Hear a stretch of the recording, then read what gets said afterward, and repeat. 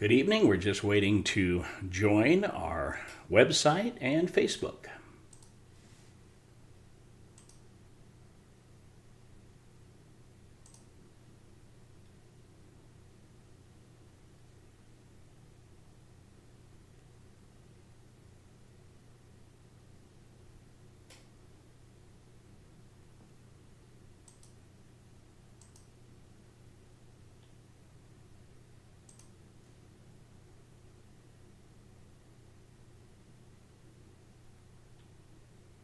Okay, we are now on our website and we'll get started here as soon as we begin our link with Facebook.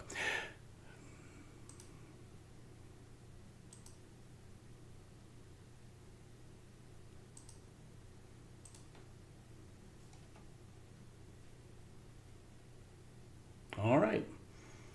And now we are on Facebook too, so we welcome all of you. We've got just a few minutes before we hit the 6 o'clock Mountain Time, so we'll just give it a few minutes. Again, we welcome all of you joining us this evening. Hi, Betty, on our website, and those of you who are tuning in on Facebook.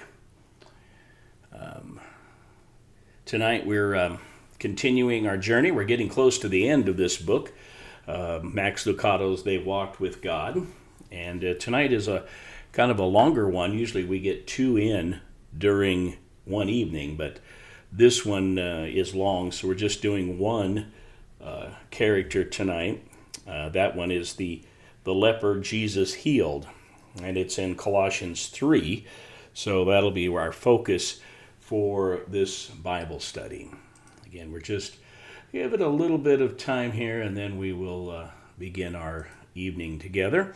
Hope you're all doing well, and the heat and humidity out here, which is unusual, but we're, I think, a few days away from getting back into some normal, this is normal August weather, but maybe as we get closer to September, and of course Labor Day weekend coming up, so we hope you all take time to go and spend some time with family and friends during this kind of what the last holiday weekend before we get into Thanksgiving. So, all right, so here we go as we get to ready to talk about Colossians chapter 3, the leper that Jesus healed. The verse we're going to look at is verse 12, and this is what it says in Colossians 3, verse 12. Since you have been chosen by God, who has given you this new kind of life, and because of his deep love and concern for you, you should practice tender-hearted mercy and kindness to others. Don't worry about making a good impression on them, but be ready to suffer quietly and patiently. So that's the verse, and now let's see what Max Lucado has to say out of his book, They Walked with God. May I ask you to look at your hand for a moment. Look at the back, then the palm. Reacquaint yourself with your fingers. Run a thumb over your knuckles. What if someone were to film a documentary about your hands?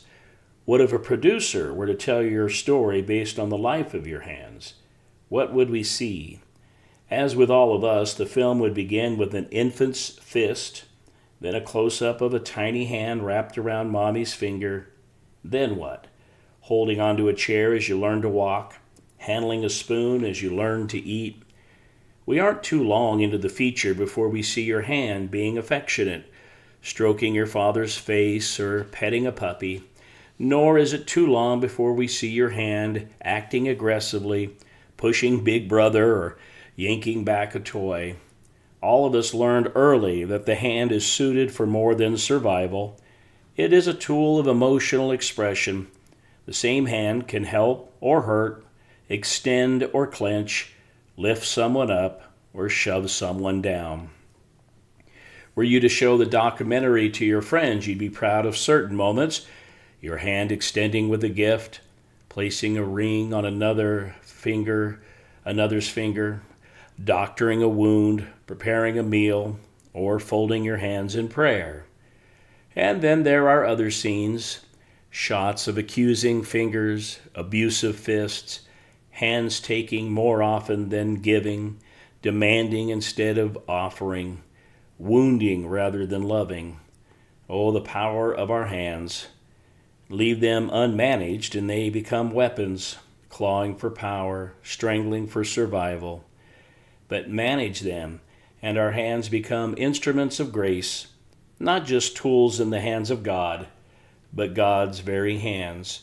Surrender them, and these 5-finger appendages become the hands of heaven. And that's what Jesus did. Our Savior completely surrendered his hands to God. The documentary of his hands has no scenes of greedy grabbing or unfounded finger pointing. It does, however, have one scene after another of people longing for his compassionate touch. Parents carrying their children, the poor bringing their fears, the sinful shouldering their sorrows, and each who came was touched, and each one touched was changed, but none was touched or changed more than the unnamed leper of Matthew 8. Matthew 8, verses 1 through 4. When Jesus came down from the hill, great crowds followed him. Then a man with a skin disease came to Jesus. The man bowed down before him and said, "Lord, you can heal me if you will." Jesus reached out his hand and touched the man and said, "I will. Be healed." And immediately the man was healed from his disease. And then Jesus said to him, "Don't tell anyone about this, but go and show yourself to the priest and offer the gift Moses commanded for people who are made well. This will show the people what I have done." Now the Gospels of Mark and Luke chose to tell this same story, but with apologies to all 3 writers, I must say none tell enough. Oh, we know the man's disease and his decision, but as to the rest, we are left with questions. The authors offer no name, no history, no description. Max says, "Sometimes my curiosity gets the best of me, and I wonder out loud, and that's what I'm about to do here, wonder out loud about the man who felt Jesus' compassionate touch. He makes one appearance, he has one request, and he receives one touch. But that one touch changed his life forever. And I wonder if his story might have gone something like this. For 5 years, no one touched me. No one, not one person, not my wife, not my child, not my friends, no one touched me. They saw me, they spoke to me. I sensed love in their voices. I saw concern in their eyes, but I did not feel their touch. What is common to you I coveted. Handshakes, warm embraces, a tap on the shoulder to get my attention, a kiss on the lips to steal a heart. Such moments were taken from my world. No one touched me. No one bumped into me, what I would have given to be bumped into, to be caught in a crowd for my shoulder to brush against another's. But for 5 years it has not happened. How could it? I was not allowed on the streets. Even the rabbis kept their distance from me. I was not permitted in my synagogue. I wasn't even welcome in my own house. I was untouchable. I was a leper, and no one touched me until today. I wonder about this man because in New Testament times leprosy was the most dreaded disease. The condition rendered the body a mass of ulcers and decay. Fingers would curl and gnarl. Blotches of skin would discolor. Certain types of leprosy would numb nerve endings so they may lose a finger, a toe, or even a whole foot or hand. Leprosy was known as the death by inches, and the social consequences were as severe as the physical. Considered contagious, the leper was banished to a leper colony. In Scripture, the leper is symbolic of the ultimate outcast, infected by a condition he did not seek, rejected by those he knew, avoided by people he did not know, condemned to a future he could not bear. And in the memory of each outcast must have been the day he was forced to face the truth, life would never be the same. One year during harvest, my grip on the cutter seemed weak.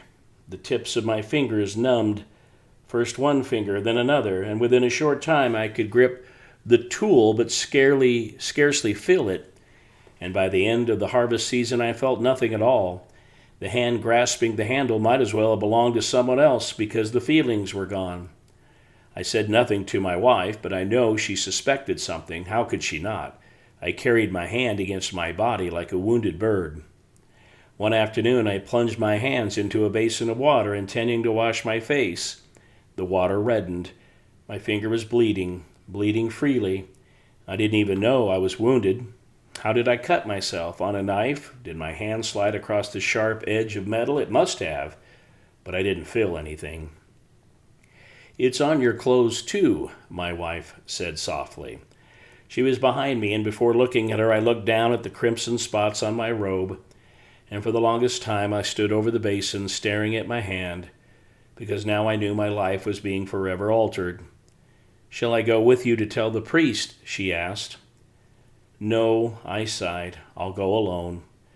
I turned and looked into her moist eyes. Standing next to her was our 3-year-old daughter.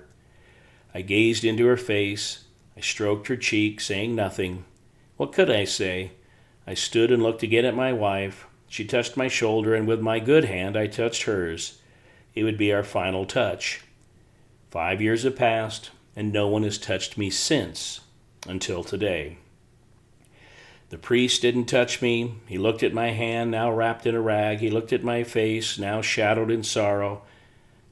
I've never faulted him for what he said. He was only doing as he was instructed. He covered his mouth. He extended his hand, palm forward. "You are unclean," he told me. And with one pronouncement, I lost my family, my farm, my future, and my friends. My wife met me at the city gates with a sack of clothing, some bread, some coins. She didn't speak. By now, friends had gathered. What I saw in their eyes was a precursor to what I had been seeing in every eye since, fearful pity. And as I stepped out, they stepped back. Their horror of my disease was greater than their concern for my heart. So they and everyone else I have seen since stepped back. The banishing of a leper seems harsh and unnecessary. The ancient East hasn't been the only culture to isolate their wounded, however. We may not build colonies or cover our mouths in their presence, but we certainly build walls and we duck our eyes. One of my sadder memories involves my 4th grade friend Jerry. He and a half dozen of us were an ever-present, inseparable fixture on the playground, and one day I called his house to see if we could play. The phone was answered by a cursing, drunken voice telling me Jerry could not come over that day or any day. I told my friends what had happened. One of them explained that Jerry's father was an alcoholic. I don't know if I knew what the word meant, but I learned quickly. Jerry, the second baseman, Jerry, the kid with the red bike, Jerry, my friend on the corner, was now Jerry, the son of a drunk. Kids can be hard. For some reason, we were hard on Jerry. In our eyes, he was infected. Like the leper, he suffered from a condition he didn't even create. And like the leper, he was put outside the village. The handicapped know this feeling. The unemployed have felt it. The less educated feel it. Sadly, we keep our distance from the depressed and we avoid the terminally ill. We have residential areas for the poor, convalescent homes for the elderly, schools for the simple, centers for the addicted, and prisons for the criminals. The rest simply try to stay away from them all. Only God knows how many Jerrys are in voluntary exile. Individuals living quiet, lonely lives infected by their fear of rejection and their memories of the last time they tried. They choose not to be touched at all, rather than risk being hurt again. Oh, how I repulsed those who saw me. 5 years of leprosy had left my hands gnarled. Tips of my fingers were missing, as were portions of an ear and my nose. At the sight of me, fathers grabbed their children, mothers covered their faces, children pointed and stared. The rags on my body couldn't hide all my sores, nor could the wrap on my face hide the rage in my eyes. I didn't even try to hide it. How many nights did I shake my crippled fist at the silent sky? What did I do to deserve this? But never a reply. Some think I sinned. Some think my parents sinned. All I know is that I grew so tired of it all. Sleeping in the colony, I grew so tired. I had to wear a bell so everybody would know where I was. One glance and the announcements began, unclean, unclean, unclean. So several weeks ago I dared walk the road to my village. I had no intent of entering it. Heaven knows I only wanted to look again upon my fields, gaze upon my home, perchance maybe see the face of my wife. I did not see her, but I saw some children playing in a pasture. I hid behind a tree and watched them scamper and run. Their faces were so joyful and their laughter so contagious that for a moment, just for a moment, I was no longer a leper. I was a farmer. I was a father. I was a man. Infused with their happiness, I stepped out from behind the tree and straightened my back and breathed deeply. But they saw me. And before I could retreat, they screamed, they scattered. One lingered, though, behind the others. One paused and looked in my direction. I don't know, and I can't say for sure, but I really think, she was my daughter. And I don't know, I really can't say for sure, but I think she was looking for her father. And that look is what made me take the step I took today. Of course it was reckless, of course it was risky, but what did I have to lose? He calls himself God's Son. Either he will hear my complaint and kill me, or accept my demands and heal me. Those were my thoughts. I came to him as a defiant man, moved not by faith, but by a desperate anger. God had wrought this calamity on my body, and he would either fix it or end it.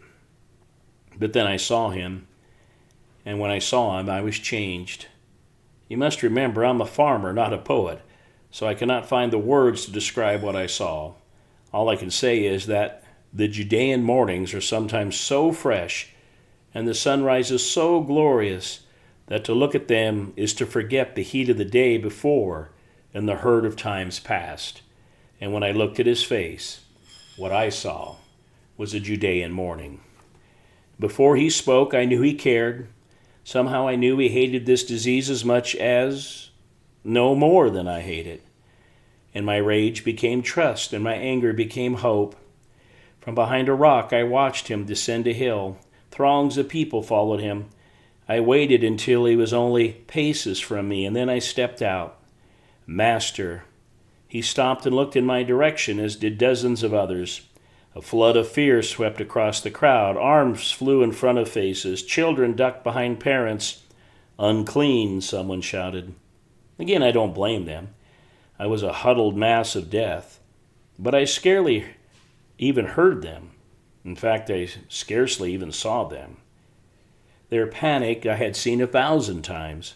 His compassion, however, I have never beheld. Everyone stepped back except him, and he stepped towards me.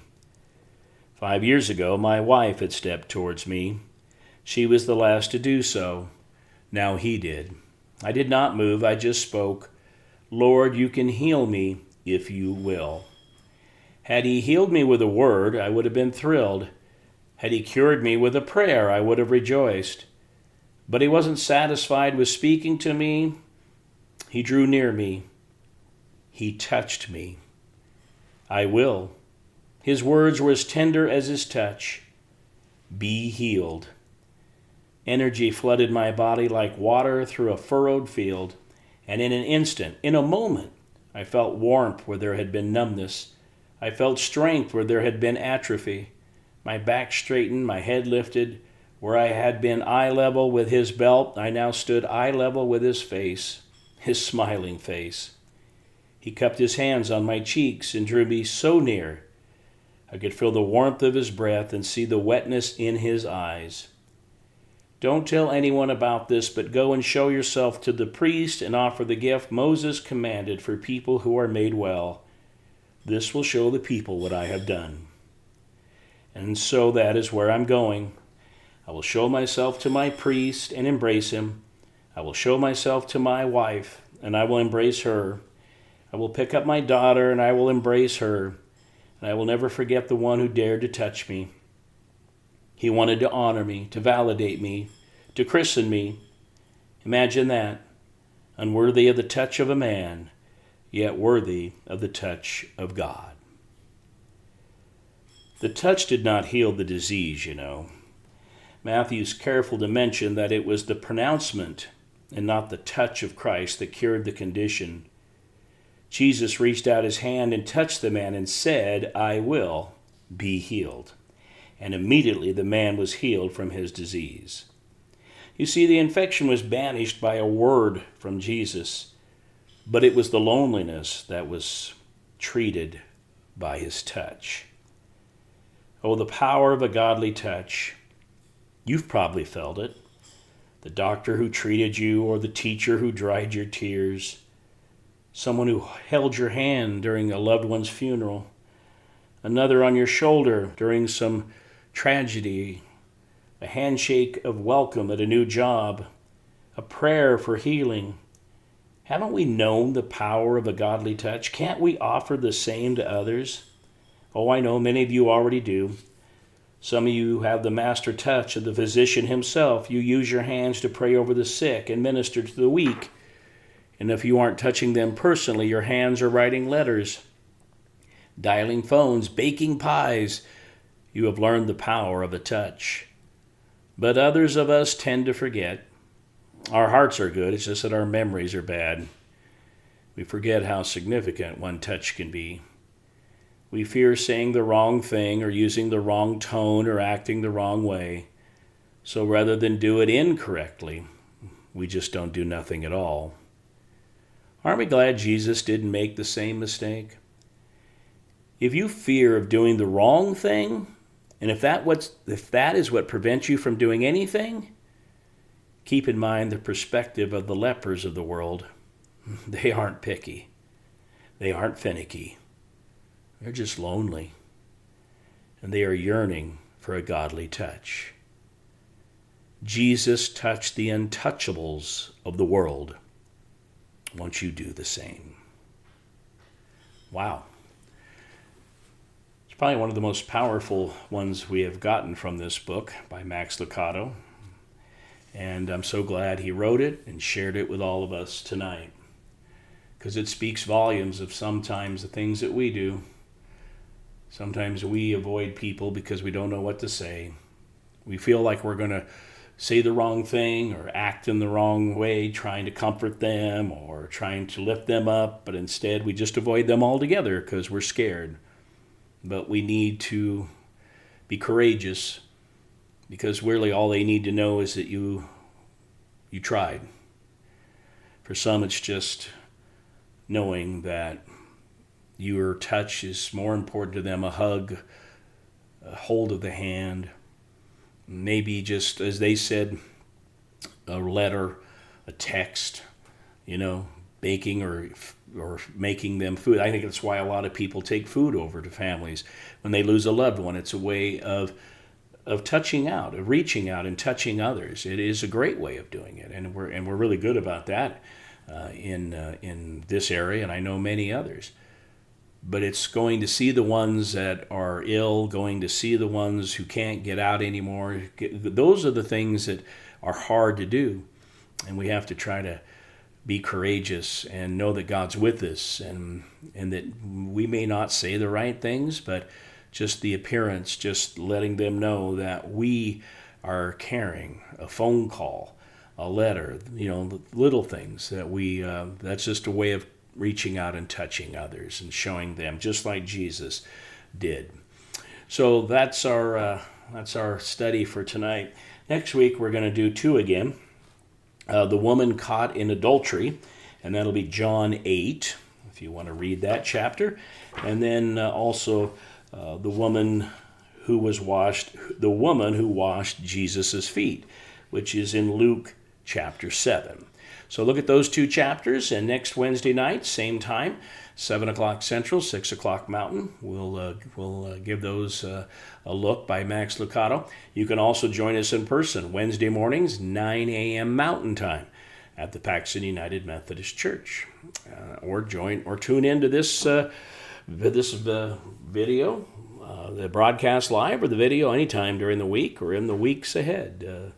That's what's so great, is you can always go back and catch up if you miss sometime. So our thanks again for all of you tuning in to each week, joining us on Wednesday mornings in Paxton.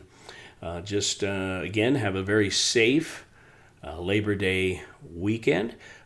For those of you who will be joining us, we have worship service coming up Sunday morning in Hershey at 9 a.m. Central Time, Sutherland at 10:30 Central Time, and in Paxton at 11 o'clock Mountain Time. May God be with all of you.